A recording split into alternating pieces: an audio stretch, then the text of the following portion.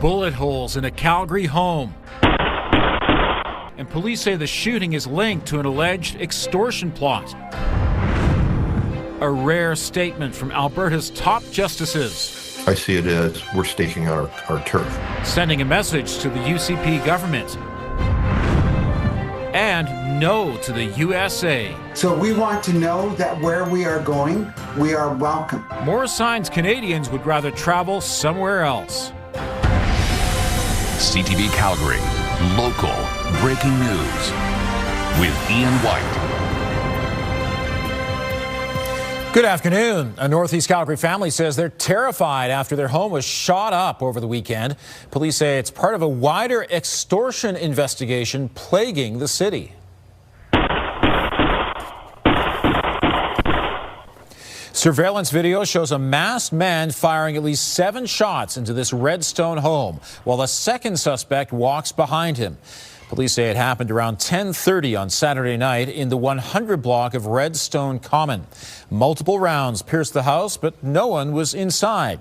The home belongs to Veer Devinder, a former Punjabi singer and local business owner who says he received extortion calls demanding $500,000. Mark Villani is live at Calgary Police Headquarters. And Mark, police are now linking this attack and another recent shooting in Taradale to several other incidents. Yeah, that's right, Ian. The Redstone incident here and the Taradale incident, both believed to be linked to a series of extortion incidents occurring around Calgary. Now, police say there have been 13 extortion cases since the beginning of 2025. 11 of those incidents involved shootings, which many of the victims in these cases involve members of the South Asian community. Now, police say the Redstone shooting does come just days after that Taradale home was targeted twice. In both cases, the houses were hit by gunfire, but no one was hurt. Veer Devinder, who does own that Redstone home, says he started getting extortion threats through an international WhatsApp call that happened back on January 6th with demands for money and warnings that his house would be shot. He says he contacted police right away. He has no indication why he was threatened for money because his music career back in India is now over, but he felt his concerns weren't taken seriously.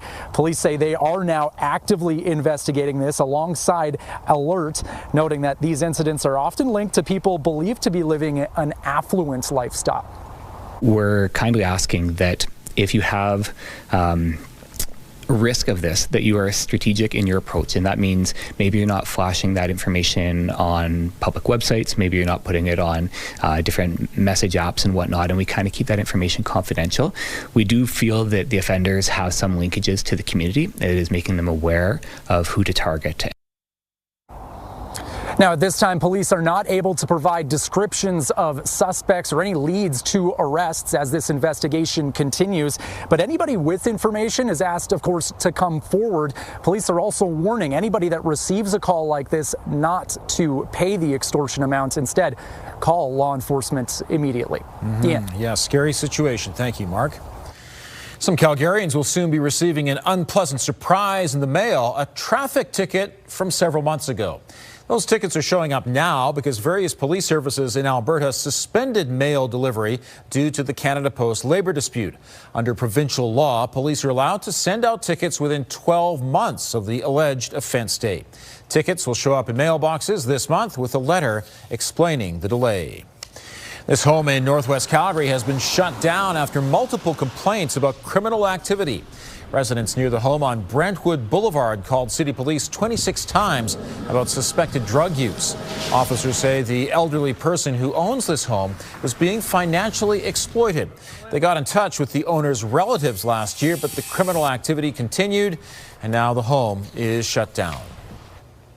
Alberta's 3 chief justices made the rare move to publish an open letter today.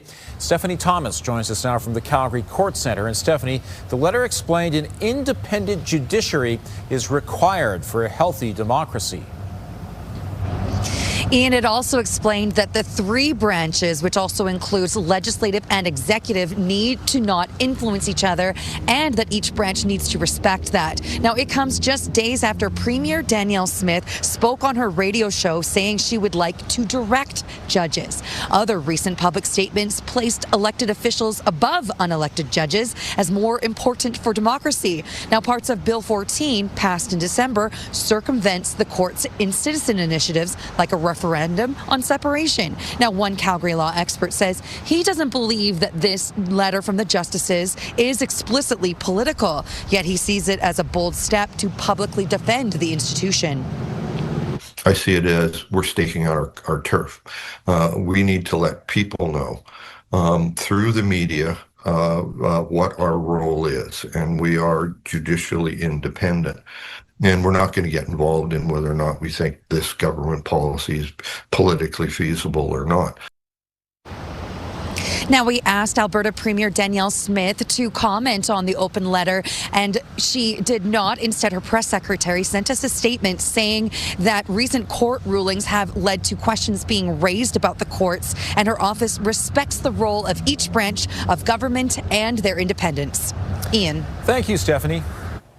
Alberta country singer Paul Brandt would not say whether he supports Alberta independence or not, following a social media post over the weekend.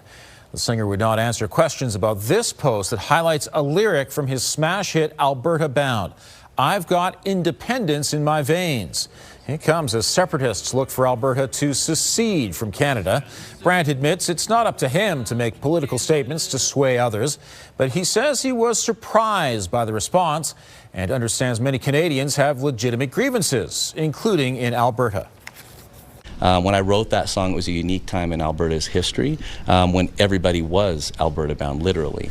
And so I think that for me, that independent spirit that Alberta has is something that I'm very proud of. It's something that has allowed me to have the career that I've had. More than 3,500 people attended a rally for independence last night at Stampede Park.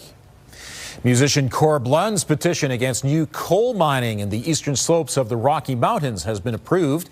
Alberta's chief electoral officer says the citizen initiative meets the legislative requirements. Lund still needs to complete some paperwork before signatures can be collected. It's the final days for a cafe in Montgomery before the business has to leave to make way for urgent water main work. The mayor says the city is still working on possible alternative locations for Angel's Cafe. The building along the river has to be vacated by next Thursday as construction on a replacement for the Bears Paw feeder main ramps up. City officials also say 3 buildings nearby will be impacted, but it's still working with tenants on a path forward. The city owns 2 of those 3 properties along the river. Micro-tunneling will be used to install the pipe 30 meters below the surface.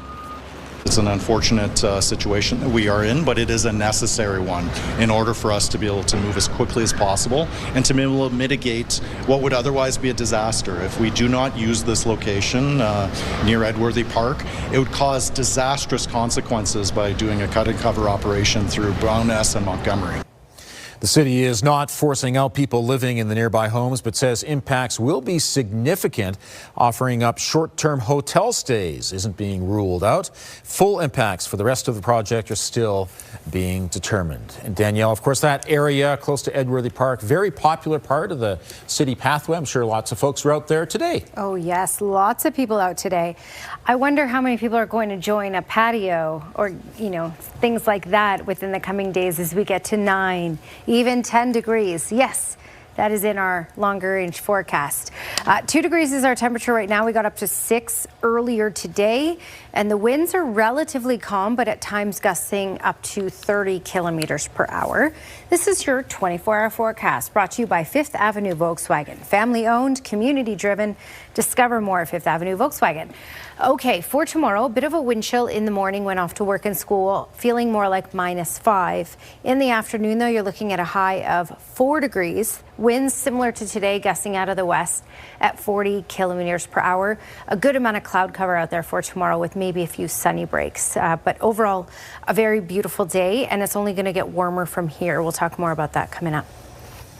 Thanks, Danielle. Researchers at the University of Calgary are working on a novel way to identify Alzheimer's disease.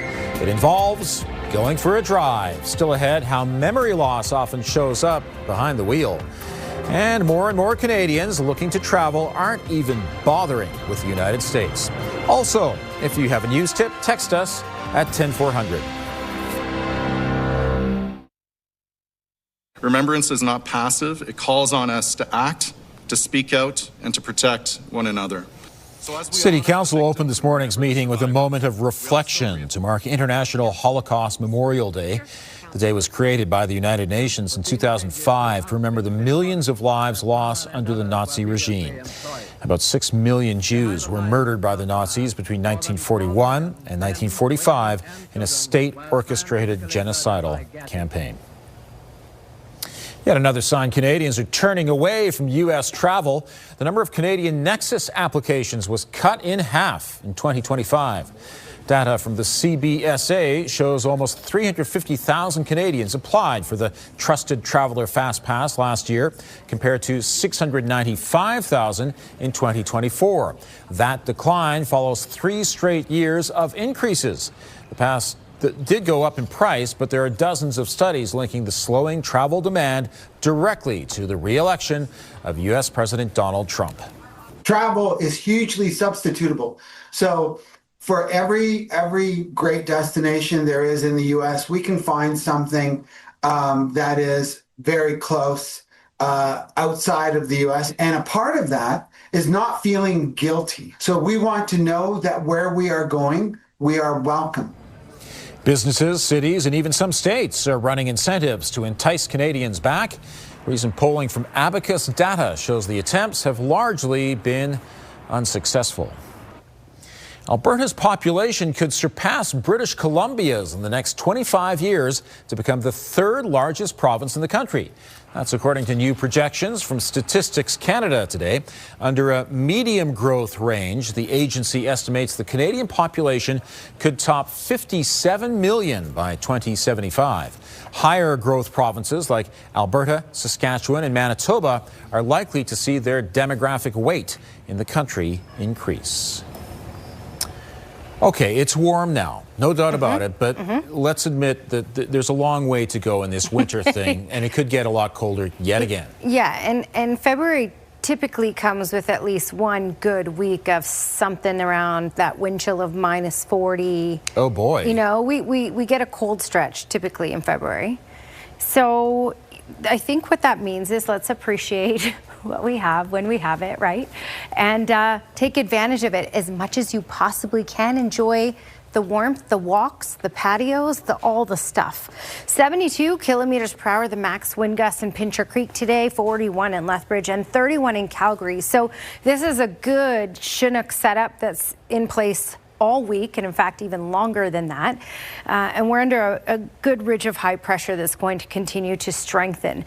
We're looking at winds similar for tomorrow, maybe a little tamer in Pincher Creek down to 60 kilometers per hour, but we're not looking at excessive wind speeds today or tomorrow, which is some good news. So we'll get some warmth, but we're not going to get extreme gusts. All right, so the gusts in Pincher Creek over 70 kilometers per hour, keeping it at 4 degrees right now, 4 in Lethbridge as well, and 2 in Calgary.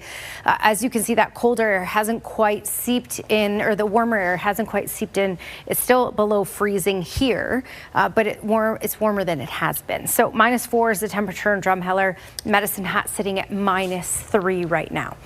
All right, here's that longer range analysis. This is the upper air charts, and really this is that ridge of high pressure. The jet stream, you can look at it in the darker green here. And if I advance this, it will basically be a ridge of high pressure that will be in place over southern Alberta for at least the rest of this week and in through much of next week as well. So the whole first week of February, our daytime high should be above freezing, which is astounding. All right, radar and satellite. We've had some cloud cover push in. It will continue to do that in the overnight hours, as you can see here. By tomorrow morning, early in the morning, 7 a.m., you can see these little isolated pockets, pink suggesting freezing rain, and the green here suggesting a little bit of rain. This will be so light, it will be basically in the form of mist. So we may have a bit of a misty morning out there in Calgary and up the QE2 towards Red Deer. Nothing significant, but because we'll be around that freezing mark, it may make things a little slick in some spots. And then that clears out real quick, but we should still have a lot of cloud cover throughout the day. And then the sunshine returns for Thursday. So looking at that longer range forecast, 4 degrees for tomorrow with gusts out of the west at 40 kilometers per hour, mainly cloudy. More sunshine on Thursday, getting up to 7. And by Saturday, up to 9.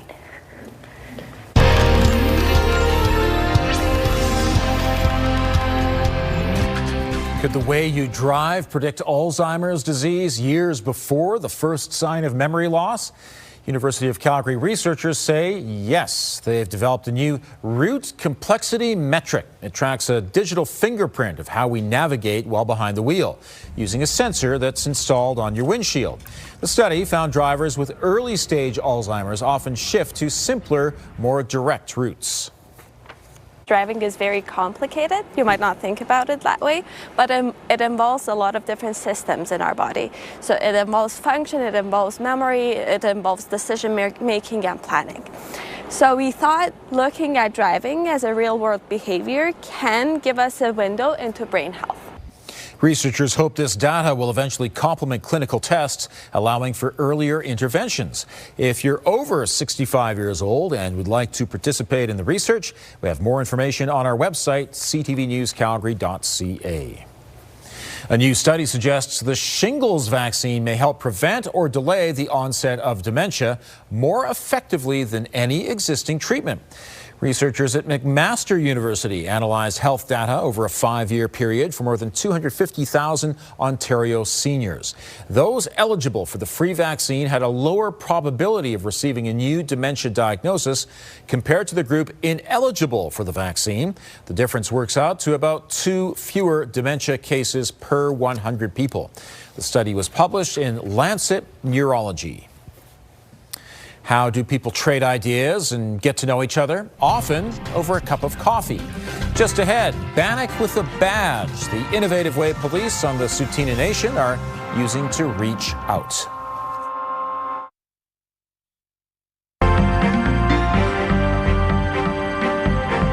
Major job cuts today at an important bellwether of the economy, UPS. Joining me is Leanna Wachniak, investment advisor with the Popwich Karmali Advisory Group. And Leanna, UPS is cutting 30,000 jobs. That's right, 30,000 jobs and closing 24 more facilities. Now, this is on the heels of them cutting 48,000 jobs and closing 96 operational facilities in 2025. Now, this is all part of UPS's effort to kind of realign their own operation. They're moving away from their biggest customer, basically, which is Amazon, and trying to prioritize more higher revenue products or higher revenue deliveries. Amazon, of course, their contract was for a very, very low margin, low cost delivery service, and they really wanted to prioritize the revenue side of it. So they've actually started to step away from that contract. That should be done sometime in 2026. Now, they have managed to increase their margins overall, up over 8% year over year on the US side of the border and up over 7% internationally. So it is working, but there will be some definite cost-cutting measures that go along with this in order to help boost their revenue and their bottom line, and that includes things like these layoffs and the plant closures. And General Motors has an estimate for the cost of tariffs. That's right, and that's just for 2026, but their estimate for the cost of tariffs to them for 2026 is about $4 billion, and that's on the heels of about $3.1 billion that it cost them in 2025.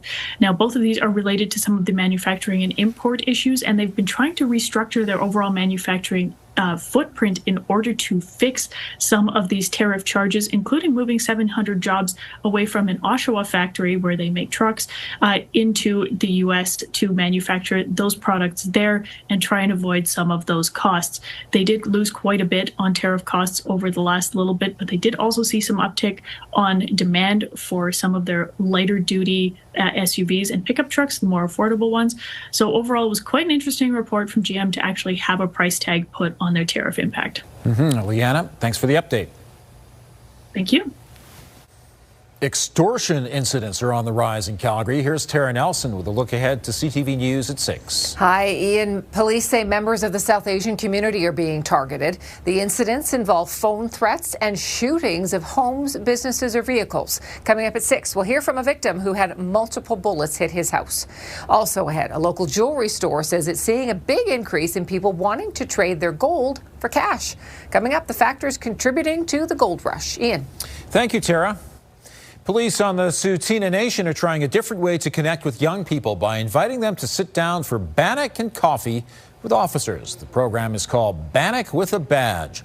Instead of meeting police during a call or a crisis, youth are invited to talk in a relaxed setting. There are 35 Tsuut'ina police officers servicing the nation's 2,500 residents. Officers say it's important to maintain open, friendly dialogue, and sessions like this build trust and familiarity. Us being able to speak with the youth, speak even just the general public within the community, to get their input kind of off the record. You know, our body-worn cameras aren't rolling. They're not, you know, they don't feel pressured. It's just, it's a time that, you know, if they have any sort of questions, we're there to answer it. And it's not something that you're, you know, you feel like you're under the microscope. The next Banic with a Badge session will be held at the Redwood Meadows Community Centre in February. Well, you might want to top up your windshield wiper fluid. It is getting really slushy out there right now in Calgary, partly cloudy and +2. Danielle has the details still ahead. So Danielle, day after day, it's above freezing for several days, in fact. So this is the time when you make really great plans. Whether it's, I'm going to barbecue. Yep. I'm going to take extra walks. Yep. This is what they call the fake spring, right? It's not spring. It's going to feel more like spring. Already kind of does. 2 degrees that current temperature. We got up to 6 today. Oh my goodness. Normal daytime high for this time of year is -2. And we're just going to get warmer and warmer. So 4 tomorrow, 7 for Thursday and Friday. And fast forward to that 10-day trend, we'll get closer to those double digits for Wednesday and Thursday of next week, believe it or not. Thanks, Danielle. The city is making it easier for those in wheelchairs to explore winter park spaces. From now until early March, Calgarians can reserve an all-terrain wheelchair to explore North Glenmore Park and Prairie Winds Park. The ATW has extra-wide tires to increase stability on uneven or unsteady terrain and skis to help navigate the snow. There's no cost to book an ATW. You just need to log in or create a Live and Play account on the City of Calgary website. Thank you for joining us. Now here's the early edition of the CTV National News.